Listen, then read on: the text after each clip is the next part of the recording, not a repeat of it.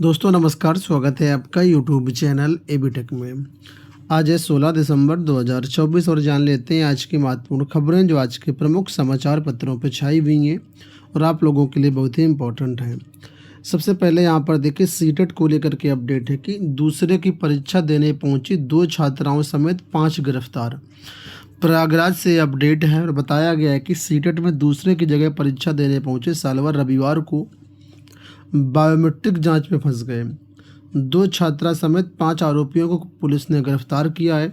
पकड़े गए आरोपियों की कॉल डिटेल पुलिस खंगाल रही है। वहीं अभ्यर्थियों को पुलिस ने वांटेड किया है। जॉर्ज टाउन सालवर ने 10,000 लिया था एडवांस। तो जॉर्ज टाउन पुलिस ने जगत तारण गोल्डन जुबली स्कूल में जौनपुर निवासी रुद्र प्रताप कनौजिया को सालवर के आरोप में गिरफ्तार किया। वो भानु प्रताप की जगह परीक्षा देने पहुंचा था लेकिन बायोमेट्रिक जांच में फंस गया। पूछताछ में रुद्र प्रताप ने पुलिस को बताया कि उसने परीक्षा देने के लिए 10,000 रुपये एडवांस लिया था। बाकी रुपए परीक्षा पास होने के बाद मिलते। परीक्षा कॉल डिटेल की मदद से ये पता लगा रही है पुलिस कि कोई रैकेट तो सक्रिय नहीं है। इसी तरह कर्नलगंज में भी मामला सामने निकल के आया। अलग अलग जगह पे सामने निकल के आया मामला। यहाँ पर देखिए नैनी से अपडेट है कि रुपयों के लालच में बन गई सालवर। कानपुर में भी परीक्षा के दौरान पकड़ा गया सालवर और परीक्षा केंद्र पर दोनों दिन नहीं पहुंची पुलिस। तो कई सारी अलग अलग घटनाएं हैं। तो कुल मिलाकर के 2 छात्राओं समेत 5 गिरफ्तार होने की न्यूज यहाँ से निकली है। इसके साथ ही यहाँ पर देखिए अपडेट आई है कि सीटेट में बेतरतीब ढंग से आया प्रश्न पत्र, अभ्यर्थियों की सांसद। सीबीएसई की ओर से आयोजित सीटेट के लिए दूसरे दिन बड़ी चूक सामने आई है। प्रश्न पत्रों के सेट ओ को बेतरतीब ढंग से सेट किया गया था। सिविल लाइंस स्थित दिग्विजय नाथ एलटी महाविद्यालय केंद्र के एक अभ्यर्थी इसको लेकर के परेशान दिखे। अभ्यर्थी सरिता ने बताया कि 2.5 घंटे के समय में 150 प्रश्नों के जवाब देने होते हैं। प्रश्न पत्र पुस्तिका अलग अलग कोड वाली थी। सेट ओ बुकलेट कोड वाली प्रश्न पत्र पुस्तिका में परीक्षार्थियों के लिए दिन में दिए गए निर्देश में लिखा है कि प्रश्न संख्या 1 से 30 तक बाल विकास के प्रश्न रहेंगे, 31 से 90 तक गणित विज्ञान रहेगा, 31 से 90 तक सामाजिक विज्ञान भी रखे रहेगा, 91 से 120 तक भाषा 1 अंग्रेजी हिंदी एवं भाषा 121 से 150 तक भाषा 2 रहेगी। इस तरीके से लिखा है। लेकिन जब बुकलेट खोली गई तो प्रश्न संख्या 8 तक केवल 20 ही प्रश्न मिले। इसके बाद प्रश्न संख्या 25 प्रारंभ हो गया। समस्या यहीं ख़त्म नहीं हुई। जब बच्चे पेज नंबर 40 तक पहुँचे तो उन्हें अगला प्रश्न नंबर 9 मिल गया। इसी तरह पेज नंबर 24 के बाद 57 मिल गया, 72 के बाद 41 और 56 के बाद 73 मिला। कहने का मतलब ये है कि जो पेज थे वो सही सेट नहीं थे, पेज आगे पीछे थे, जिससे छात्रों को पेपर हल करने में समस्या हुई। यहाँ देखिए लोक सेवा आयोग से अपडेट है कि पेपर लीक विवाद ने बढ़ाई यूपी के अभ्यर्थियों की चिंता। बिहार पीसीएस में पेपर लीक विवाद ने उत्तर प्रदेश लोक सेवा आयोग की परीक्षा में शामिल होने जा रहे हजारों अभ्यर्थियों की चिंता बढ़ा दी है। यूपी पीसीएस की परीक्षा 22 दिसंबर को प्रस्तावित है।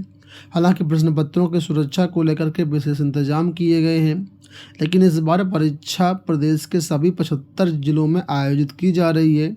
ऐसे में पेपरों की सुरक्षा को लेकर के चुनौती बढ़ी है। 11 फरवरी 2024 को आरओ प्रारंभिक परीक्षा में पेपर लीक के बाद यूपीपीएससी ने 17 मार्च 2024 को प्रस्तावित पीसीएस परीक्षा को स्थगित कर दिया था। भर्ती परीक्षाओं में प्रश्न पत्रों की सुरक्षा व नकल रोक के मद्देनज़र शासन ने 19 जून को नई गाइडलाइन जारी की, जिसमें कई नए प्रावधान शामिल किए गए। 22 दिसंबर को प्रस्तावित पीसीएस परीक्षा पहली बार नई गाइडलाइन के अनुरूप होने जा रही है।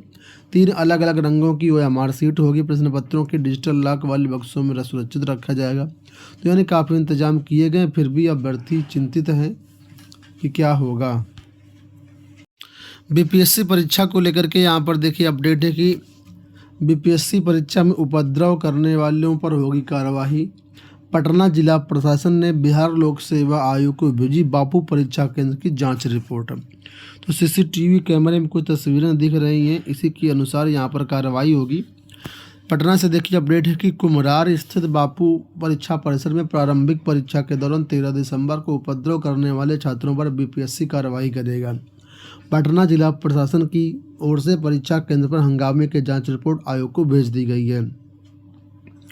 सोमवार को आयोग के वरीय अधिकारी इस जांच रिपोर्ट के आधार पर कार्रवाई को लेकर के बैठक करेंगे। माना जा रहा है कि उपद्रवी छात्रों की बीपीएससी परीक्षा से डिबार करने का निर्णय लिया जाएगा। इस बीच जिला प्रशासन की रिपोर्ट ये खुलासा हुआ कि कुछ उपद्रवियों ने बीपीएससी की परीक्षा रद्द कराने के लिए हंगामा किया था।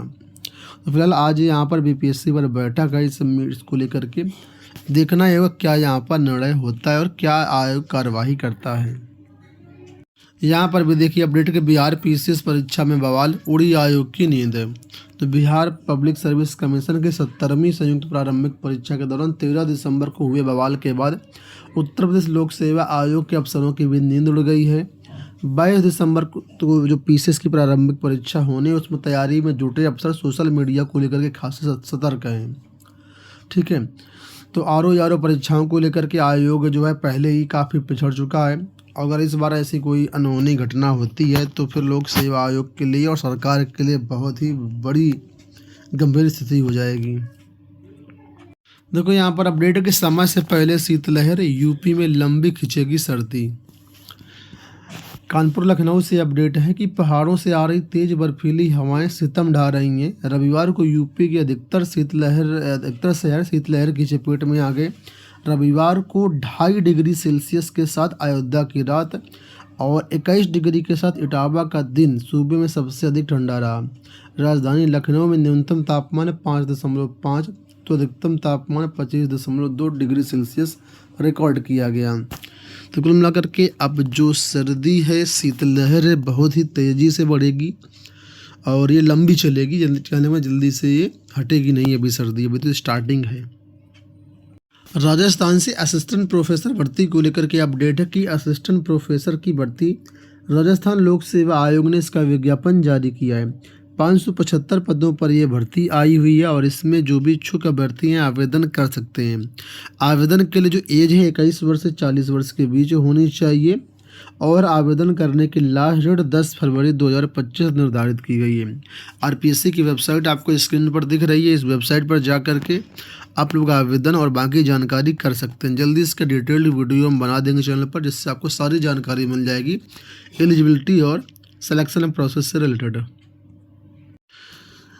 आप लोग जानते होंगे कि भारत सरकार ने अब पैन कार्ड की जगह एक QR कोड वाला नया पैन कार्ड जारी किया है।